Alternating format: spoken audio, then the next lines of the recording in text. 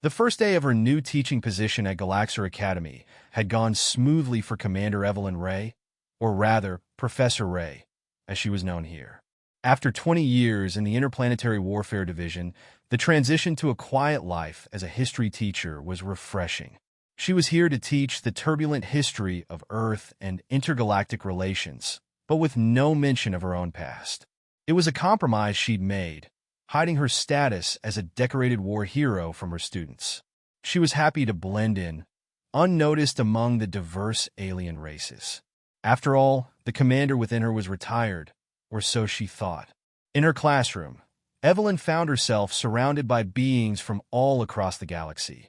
Slimy Draxians, floating orbs, crystalline xyloids, and towering members of the Anar race. Among the latter was a particularly imposing student named Vothar.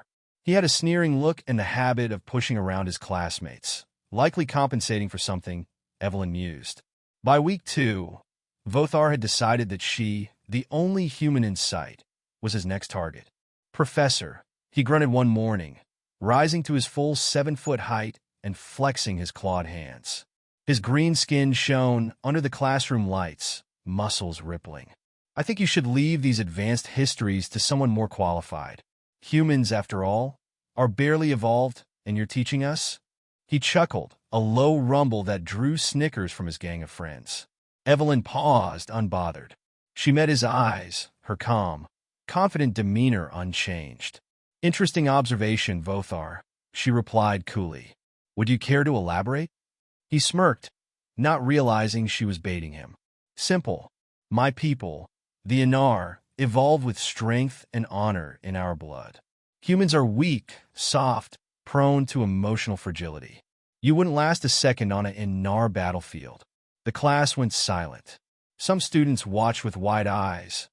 Others averted their gaze. Vothar looked pleased, towering above her as he waited for her reaction. Evelyn studied him, her expression a mask of calm, but her mind flashed back to scenes of alien battles, of warships and blasters and battle cries on 100 different worlds. She allowed herself the tiniest of smiles and straightened her shoulders. "Vothar," she said, her voice steady and low, "in my culture, we measure strength in more than physical prowess. I'll let you in on something. Humans have a saying, 'Still waters run deep.' That means sometimes what you think you see on the surface is only a fraction of what lies beneath." He rolled his eyes. "Nice try, Professor, but sayings won't help you if you're weak."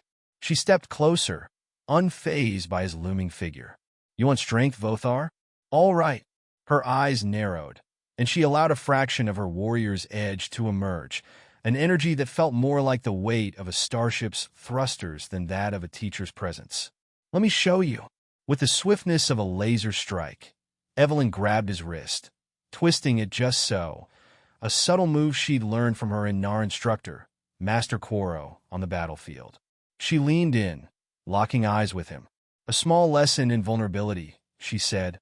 Her grip was gentle, yet controlled, enough to let him feel how close she was to snapping his wrist without inflicting actual pain. He tried to pull away, but couldn't budge. The class gasped. His friends stared, their eyes darting between Evelyn and Vothar. A ripple of awe spread through the room. Evelyn released him and stepped back, straightening her clothes calmly.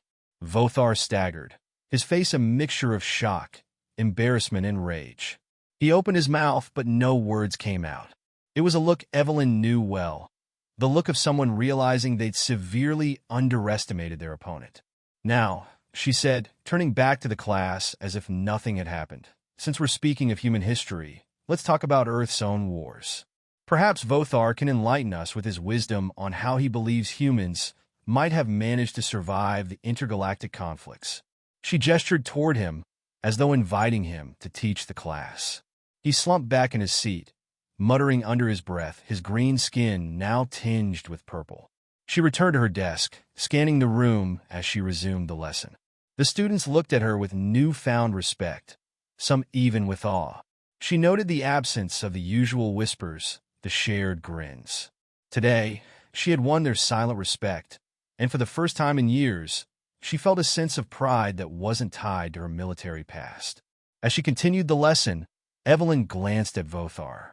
His eyes, once filled with arrogance, now held something else, curiosity and a hint of respect. For the rest of the semester, he became one of her most attentive students, never failing to take notes, always asking questions. Over time, she came to realize that her unexpected strength had become a source of inspiration for him, and maybe for the other students as well. In the end, she might have left the war, but she hadn't left behind the courage she'd forged in its fires. Here, even in this quiet corner of the galaxy, that courage had found its purpose once again.